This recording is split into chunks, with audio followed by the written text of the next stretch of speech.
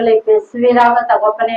பரிசுத்த ஆவியானவரே, எங்களை வழிநடத்துகிற வல்ல தேவனே, இந்த கரத்துல ஒப்பு கொடுக்கிறோம். அப்பா ஆவியானவரே, நீர் ஆண்டவரை இறங்கி அப்பா ஆண்டவரை கேட்கிற ஒவ்வொரு உள்ளத்தையும் நீ தொடுவீராக தகப்பனே. இந்த கரத்துல ஒப்பு கொடுக்கிறோம்.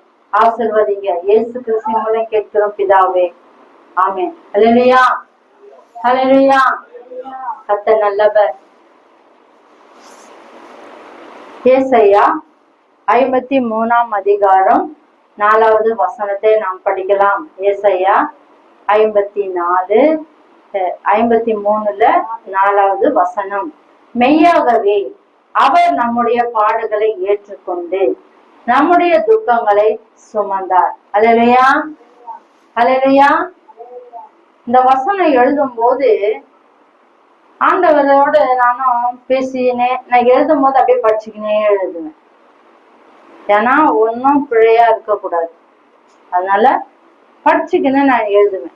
கர்த்தருடைய நாமத்துக்கு மகிமை உண்டாகாது. ஏன் இத சொல்றேன்னா, நம்ம அநேகர் பாருங்க வார்த்தையா நினைக்கிறாங்க இல்லையா, எழுத்துக்களா நினைக்கிறாங்க. அதனாலதான் அது உள்ள இருக்கிற கருத்துக்களை ஆண்டவர் நமக்கு என்ன சொல்றாருன்னு நம்ம என்ன செய்ய முடியல, அறிந்து கொள்ள முடியல இல்லையா. இப்போ ஆண்டவர் சொல்றாரு, மெய்யாகவே மெய்யாகவே அவர் நம்முடைய பாடுகளை ஏற்றுக்கொண்டு நம்முடைய துக்கங்களை சுமந்தார்.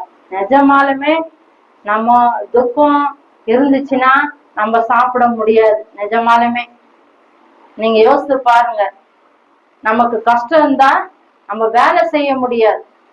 நம்மளுக்கு பாடு இருந்தா நம்ம என்ன செய்ய முடியாது, ஒரு சிந்தையா சமைக்க முடியாது, வேற மற்ற காரியம் செய்ய முடியாது, யோசிக்க முடியாது.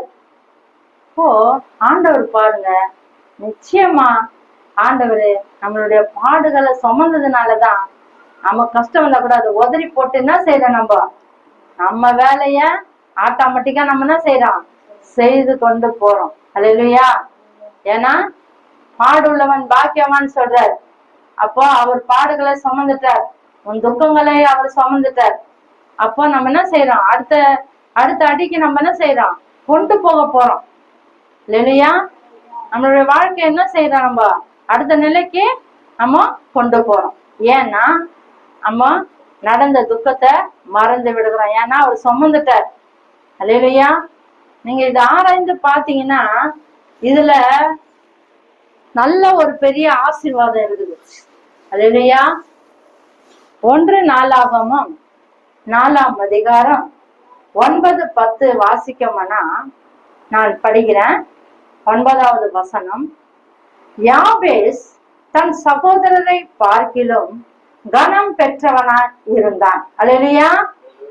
அவன் தாய், நான் துக்கத்தோடே அவனை பெற்றேன் என்று சொல்லி அவனுக்கு யாபேஸ் என்று பெயரிட்டார். அல்லேலூயா. அடுத்தது 10வது வசனத்தை படிக்கிறேன். யாபேஸ் இஸ்ரவேலின் தேவனை நோக்கி, தேவரீர் என்னை ஆசீர்வதித்து என் எல்லையை பெரிதாக்கி உமது கரம் என்னோடு இருந்து தீங்கு என்னை துக்கப்படுத்தாதபடிக்கு அதற்கு என்னை விலக்கி காத்தருளும் என்று வேண்டிக் கொண்டதை தேவன் அருளினார். அல்லேலூயா. எவ்வளவு அருமையான வசனம் பாருங்க. பழைய ஏற்பாடுல தேவ ஜனங்களுக்கு தேவன் அருளின வார்த்தை இது. அல்லேலூயா, அல்லேலூயா. அப்போ தேவ மனுஷர்களுக்குள்ள பழைய ஏற்பாடுல துக்கங்கள் இருந்தது. அல்லேலூயா. அவங்க எதனால ஜெயித்தாங்கன்னா ஜபத்தினால ஜெயித்தாங்க. அவங்க வேண்டுதல் எப்படிப்பட்டதா இருக்குது பாருங்க. யாபேசு தன் சகோதரனை பார்க்கிலும் அவன் எப்படி இருந்தானா, கனம் பெற்றவனா இருந்தான். அல்லேலூயா. ஆண்டவர் பாரு, அவங்க தாய் சொல்றா, நான் இவனை துக்கத்தோடயே நான் பெற்றேன். அநேக தாய்களுக்கு பிள்ளைகளை குறிச்சு என்ன இருக்குது, துக்கம் இருக்குது. ஐயோ இது நடக்கலையே, இது சரியா வர மாட்டேங்குதே, பசங்க அடங்க மாட்டாங்களே, இப்படி எல்லாம் துக்கம் இருக்குது. அல்லேலூயா. ஆண்டவர் இன்னைக்கு சொல்றாரு, நான் அவனை கனம் பெற்றவனாய் மாற்றுவேன். அல்லேலூயா, அல்லேலூயா. இப்போ ஆண்டவரை தேடுகிற பிள்ளைகளுக்கு ஆண்டவர் என்ன செய்யறாரு, மேன்மையான ஒரு நிலையை வைத்திருக்கிறார். அல்லேலூயா, அல்லேலூயா. இப்போ யாபேசு பாருங்க, அவங்க தாய் துக்கத்தோட, இன்னைக்கும் அநேக தாய்களுக்கு இருக்குது துக்கம். தன் பிள்ளைகளை குறிச்சு எல்லாத்தையும் குறிச்சு துக்கம் இருக்குது. ஆண்டவர் சொல்றாரு. அப்ப யாபேஸ் என்ன சொல்றான்? ஆண்டவர் இஸ்ரவேலின் தேவனை நோக்கி என்ன செய்யறான்? அவன் ஜெபிக்கிறான். அல்லேலூயா. அவனை துக்கத்தோட உட்காரல. அவன் கனம் பெற்றவனா இருந்தாலும் அவன் என்ன செய்யறான்? ஜெபிக்கிறான். என்ன ஜெபிக்கிறான்? தேவனே, என்னை ஆசீர்வதித்து என் எல்லையை பெரிதாக்கி மதுக்காரம் என்னோடு இருந்து தீங்கு என்னை துக்கப்படுத்தாதபடி. அல்லேலூயா. நம்ம ஒவ்வொரு ஜபத்திலையும் இந்த இந்த வார்த்தை இருக்கணும். அல்லேலூயா. தீங்கு என்னை துக்கப்படுத்தாதபடி என்ன செய்யணும்? நீ விலைக்கு காத்தரல என்று என்ன செய்யறான்? அவன் வேண்டிக் கொள்ளுகிறான். தேவனும் அருளினார் என்று நம்ம படிக்கிறோம். இல்லையா? இப்போ ஆண்டவர் பாருங்க, சில பேர் என்ன செய்வாங்க, பேசாம இருந்தாலும் கூட அவங்க துக்கம் என்ன செய்யுமா? உள்ளுக்குள்ள அதிகரிச்சுன்னே இருக்குமா. அவங்க பேசாம அமைதியா தான் இருப்பாங்க. ஆனா அந்த துக்கம் அவங்களுக்குள்ள அப்படியே அப்படியே அவ்வளவு பெரிய வேதனைய அவங்க என்ன செய்வாங்க? வேதனையில இருப்பாங்க. இப்ப ஆண்டவர் சொல்றாரு, பெலனாகிய கண்மலைய நீ ஏன் நினையாம இருக்கிற? ரட்சிப்பாகிய தேவனே நீ ஏன் மறக்கிற என்ன சொல்றாரு. அல்லேலூயா. அப்போ நம்ம துக்கப்படுற நாள்ல கண்மலையான இயேசு கிறிஸ்து நம்ம என்ன செய்யணும்? நினைக்கணும். அல்லேலூயா. இப்போ ரட்சிப்பாகிய தேவனை நம்ம என்ன செய்யக்கூடாது? மறக்காம இருக்கக்கூடாது. அப்போ நம்ம துக்கப்படும் போது, வேதனைப்படும் போது ஆண்டவரிடத்துல நம்ம என்ன செய்யணும்? சொல்லிடணும். அல்லேலூயா. சங்கீதம் 31ல 9வது வசனத்தை நான் படிக்கிறேன். அல்லேலூயா. எனக்கு இரங்கும் கர்த்தாவே, நான் நெருக்கப்படுகிறேன். துக்கத்தினால் என் கண்ணும் என் ஆத்துமாவும் என் வயிறு கூட கருகி போயிடுச்சு. சங்கீதக்காரர் சொல்றாரு, அவ்வளவு ஒரு பாரம். எனக்கு இறங்க ஆண்டவரே, நீ இறங்கலன்னா நான் என்ன செய்வேன்? இந்த வேதனையிலே நான் என்ன செய்வேன்? கலங்கி போய் நான் ஒன்றுமில்லாத போயிடுவேன். ஆண்டவரே, எனக்கு இறங்கும் கர்த்தாவே, நான் நெருக்கப்படுகிறேன். நான் துக்கத்தினால் என் கண்ணு எல்லாம் எப்படி போகுது? ஆத்மாவும் என் வயிறு குடலும் கருகி போகுது என்றார். இப்போ துக்கமான விஷயம் ஒரு மனுஷனை எப்படியெல்லாம் மாற்றுது பார். அந்த துக்கம் என்ன செய்யுது? நம்மள ஆட்டி படைக்குது. சரீரத்தை என்ன செய்யுது? உலுக்கி அத என்ன செய்யுது? ஒன்றுமில்லாத ஆகுது. சரீரத்தை பார்த்து என்ன சொல்லுவாங்க அநேகர், ஏன் இவ்வளோ மெலிஞ்சிட்ட? ஏன் இப்படி முகம் வாட்டமா இருக்குது? என்னன்னா நமக்குள்ள இருக்கிற கவலை. அல்லேலூயா. அல்லேலூயா. ஆண்டவர் இன்னைக்கு சொல்றாரு, துக்கம் சந்தோஷமா மாறும். அல்லேலூயா. அல்லேலூயா. இத போல பிள்ளைகளுடைய வாழ்க்கையில கூட எதிர்பார்த்த ஆசீர்வாதங்கள் வராதபடினால மிகுதியான துக்கமும் துயரம் நம்மளுக்குள்ள காணப்படுது. ஏன்னா நம்ம செபிக்கிறோமே ஆண்டவரை, பிள்ளைகளுக்காக செபிக்கிறோம். இன்னும் சீரில்லாத இருக்குது, இன்னும் அதுங்களுக்கு ஒரு நல்ல வாழ்க்கை அமையலையே, நல்ல நல்ல புத்தி வரலையே, இப்படியெல்லாம் நம்ம என்ன செய்யறோம்? பிள்ளைகளுக்காக நம்ம வேதனை துக்கம் அடைகிறோம். ஆனா ஆண்டவர் சொல்றாரு, யாபேஸ் ஜெபித்தது போல துக்கம் நம்மள என்ன செய்யக்கூடாது? துக்கித்து போடக்கூடாது. அப்போ ஆண்டவரே, எனக்கு அந்த துக்கத்துல இருந்து விடுதலை தாங்கப்பா அப்படின்னு சொல்லும் போது, தேவனே யாபேசுக்கு அருளினது போல நமக்கும் அவர் என்ன செய்யறாரு? அருள வல்லவர். இல்லையா? எரேமியா 31ல 12-13 நான் வாசிக்கிறேன். எரேமியா 31:12-13. அவர்கள் வந்து சீயோனின் உச்சியிலே கெம்பீரித்து, கர்த்தர் அருளும் கோதுமை, திராட்சரசம், எண்ணெய், ஆட்டுக்குட்டிகள், கன்று குட்டிகள் என்பகள் ஆகிய இந்த நன்மைகளுக்காக ஓடி வருவார்கள். அவர்களுடைய ஆத்துமா நீர்ப்பாய்ச்சலான தோட்டம் போல் இருக்கும். அவர்கள் இனி தோய்ந்து போவதில்லை. ஆண்டவருக்குள்ள வாழ்கிற மக்களுக்கு ஆண்டவர் கொடுக்கிற ஆசீர்வாதம். அல்லேலூயா. எப்படி இருப்பாங்களாம்? சீயோன் உச்சியில இருப்பாங்க. சீயோன்னா என்னது? பர்வதம். ஆண்டவருடைய பர்வதத்துல நம்ம என்ன செய்வோமா? ஜாலியா இருப்போமா? இப்ப வர கஷ்டம் எல்லாம் என்ன? நமக்குன்னு ஒரு ஆசீர்வாதம் ஆண்டவர் வைத்திருக்கிற அங்க என்ன அருளப்படும் நம்மளுக்கு? கோதுமை, திராட்சரசம், எண்ணெய், ஆட்டுக்குட்டிகள், கன்று குட்டிகள் என்பவைகளாகிய இந்த நன்மைகளுக்காக ஓடி வருவார்கள். அவர்களுடைய ஆத்துமா நீர்ப்பாய்ச்சலான தோட்டம் போல் இருக்கும். அவர்கள் இனி தொய்ந்து போவதில்லை, இனி காஞ்சி போவதில்லை. அவங்களுடைய ஆத்மா எப்படி இருக்குமா? செழிப்பா இருக்குமா. அவங்களுடைய ஆத்மா எதுக்கும் கலங்காதான். அவங்க ஆத்மா எதுக்கும் துக்கித்து போகாதான். அவங்க ஆத்மா எப்படிப்பட்டதா இருக்குமா? ஆண்டவரே நோக்கி பார்த்த ஒரு ஆத்மாவா இருக்குமா. 13வது வசனத்தை படிக்கிறேன். அப்பொழுது கன்னிகைகளும் வாலிபரும் முதியோரும் கூட ஆனந்தம் களிப்பாய் மகிழ்வார்கள்.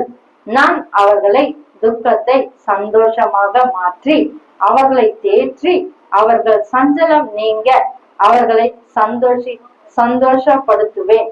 ஆண்டவர் பாருங்க, துக்கத்தை நீக்குவேன்றாரு, அவங்களை ஆனந்த களிப்பாய் மகிழ்வார்கள்ன்றாரு.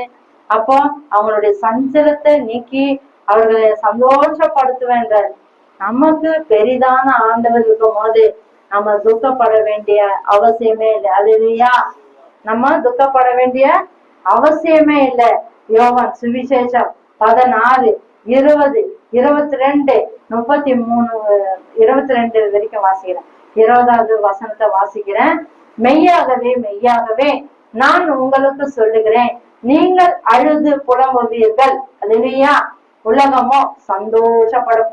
நீங்கள் துக்கப்படுவீர்கள், ஆனாலும் உங்கள் துக்கம் சந்தோஷமா மாறும். அல்லேலூயா. இன்னைக்கு நம்ம பார்க்கலாம், அநேக உலகத்தாரெல்லாம் நல்லா சந்தோஷமா இருக்கிறாங்களே, நமக்கு வேதனைப்படுறமே, நம்ம பிள்ளைங்க சீரியலையே அப்படின்னு நினைக்கலாம். ஆண்டவர் சொல்றாரு, நம்ம துக்கம் எத்தனை காலம்?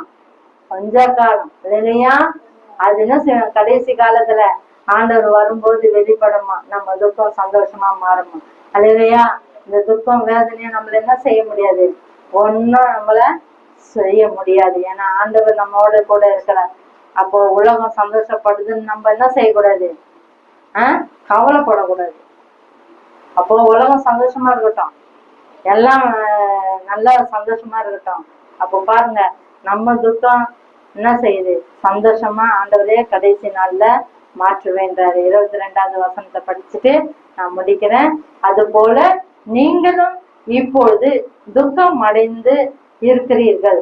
நான் மறுபடியும் உங்களை காண்பேன். அப்பொழுது உங்கள் இருதயம் சந்தோஷப்படும். உங்கள் சந்தோஷத்தை ஒருவனும் உங்களிடத்திலிருந்து எடுத்து போட மாட்டான். இல்லையா? இந்த உலகத்துல கொடுக்கிற சந்தோஷத்தை விட ஆண்டவர் கொடுக்கிற சந்தோஷம் அதை யாரும் பிடுங்க முடியாதான். இல்லையா? உலகம் நமக்கு பல விதத்துல சந்தோஷத்தை காட்டும். இல்லையா? அது 1 hour, 2 hour, 3 hour, அவ்வளவுதான். வீட்டுல வந்தது என்ன ஆகும்? மறுபடியும் அந்த துக்கம் நம்மள ஆளுகை செய்யும். ஆனா ஆண்டவர் சொல்றாரு, அந்த மாதிரி புடுங்குற துக்கம் அது சந்தோஷம் கிடையாது. உங்களிடத்துல நான் கொடுக்குற உங்க துக்கத்தை நீக்கி உங்களுக்கு சந்தோஷம் கொடுக்குறேன்னா அதை யாரும் ஒருவனும் அதை உங்களிடத்துல இருந்து பறிக்க முடியாதுன்னு சொல்றாரு. அப்படிப்பட்ட தேவன் நமக்கு எதுக்காக ஆண்டவர் இத சொல்றாருன்னா, அவர் சிலுவையில நமக்காக பாடுபட்டு துக்கத்தை எல்லாம் சுமந்து தீர்த்து விட்டார். இல்லையா? அப்ப அது சொல்றாரு, இந்த துக்கம் எல்லாம் ஏமாத்தலாம், இதெல்லாம் நீங்க கடந்து போவீங்க. சரியில்லாத சீர்படுத்துவார், சீரில்லாத சரிப்படுத்துவார். அப்போ ஆண்டவர் சொல்றாரு, இந்த துக்கம் நீங்க அழுது புழுவீங்க. ஏன்னா பிள்ளைங்க எல்லாம் சரியில்லாத போது, நம்ம சூழ்நிலை சரியில்லாத போது நம்ம அழுகுறோம். ஏன் ஆண்டவரே உண்மை நோக்கி பாக்குறேனே, நான் சாட்சியாய் வாழணுமே, நான் நமக்காக நான் வாழறேனே, நான் எதுவும் தப்பு செய்யலையே, ஆனாலும் எனக்கு துக்கமா இருக்குதே, இதெல்லாம் குறிச்சு நம்ம துக்கப்படும் போது ஆண்டவர் சொல்றாரு, நீங்க அழுவீங்க, நீங்க புலம்புவீங்க. ஆனா அந்த அழுகெல்லாம் ஒரு காலம் வரைக்கும் தான். இல்லையா? ஆண்டவர் சொல்றாரு, உலகம் சந்தோஷப்படும், நீங்க அழுவீங்க, புலம்புவீங்க. உலகம் சந்தோஷப்படும், நீங்க துக்கப்படுவீர்கள். ஆனாலும் உங்க துக்கம் எப்படி இருக்குமா? அளவிடாம சந்தோஷமாய் மாறும். இல்லையா? அல்லையா?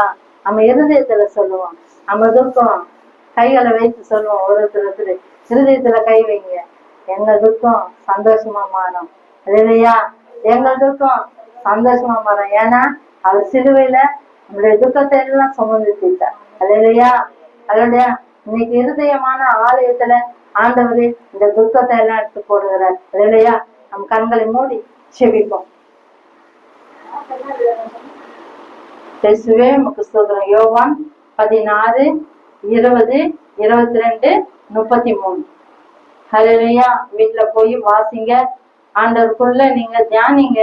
இப்ப பாருங்க, உங்க துக்கம் நிச்சயமாக சந்தோஷப்படும். கண்களை மூடி செபிப்போம். இயேசுவே உமக்கு ஸ்தோத்திரிக்கிறோம் தகப்பனே. ஆண்டவரே, இந்த நாளில கூட ஆண்டவரே அப்பா உங்களுடைய கரத்தையே நோக்கி இருக்கிற எங்களுக்கு ஆண்டவரே உங்கள் துக்கம் சந்தோஷமாய் மாறும்னு சொன்ன தேவன், யாபேசனுடைய ஆண்டவரே துக்கத்தை மாற்றின தேவன், யாபேசனுடைய ஜபத்தை கேட்ட தேவன். அப்பா அவருக்கு ஆண்டவரே ஜபத்தினால அருள் செய்தேன்னு சொன்னது போல ஆண்டவரே அவருடைய ஜபத்தை நீ கேட்டு எங்களுக்கும் ஆண்டவரே அப்பா அம்மாவுக்கு ஸ்தோத்திரம். துக்கம் எல்லாம் சந்தோஷமாய் மாறும்படி நீ உதவி செய்ய போற கிழமைக்காக நன்றி செலுத்துகிறோம் தகப்பனே. அப்பா அம்மாவுக்கு ஸ்தோத்திரிக்கிறோம் ஆண்டவரே. எங்களுடைய ஆத்மா துக்கம் அடையாதபடி சந்தோஷக்கப்படும் ஒருவனும் அதை உம்மிடத்திலிருந்து பறிக்க முடியாதுன்னு சொன்ன தேவன். அப்பா ஆண்டவரே, அப்பா உம்முடைய சந்தோஷம் ஆண்டவரே எங்களுக்கு வேண்டும் தகப்பனே. அப்பா உம்முடைய வசனத்தின் பிரகாரம் எங்கள் ஆத்மாவுக்கு ஆண்டவரே சந்தோஷத்தை கொடுத்த கிருபைக்காக நன்றி செலுத்துகிறோம். அப்பா ஆண்டவரே உடைய கரத்தில் ஒப்பு கொடுக்கிறோம். ஆசீர்வதிங்க, வந்த பிள்ளைகளை ஆசீர்வதிங்க. அவர்கள் சிரசின் மீது உடைய கரங்களை வைக்கிறோம் தகப்பனே. ஆண்டவரே நீ தொட்டு ஆசீர்வதிப்பீராக. அப்பா துக்கமெல்லாம் நீக்கி ஆண்டவரே சந்தோஷமாய் மாற்றுவீராக தகப்பனே. அப்பா உடைய கரத்துல ஒப்பு கொடுக்கிறோம். ஆசீர்வதிங்க. இயேசு கிறிஸ்து மூலம் கேட்கிறோம் பிதாவே, ஆமென். எல்லாம் சேர்ந்து சொல்வேன். ஆத்துமாவே கர்த்தரை ஸ்தோத்திரி, என் முழுவதுமே அவர் பரிசுத்த நாமத்தை ஸ்தோத்திரி. என் ஆத்துமாவே கர்த்தரை ஸ்தோத்திரி, கர்த்தர் செய்த சகல உபகாரங்களையும் மறவாதே. ஆமென். அல்லேலூயா, அல்லேலூயா, அல்லேலூயா. ஆமென்.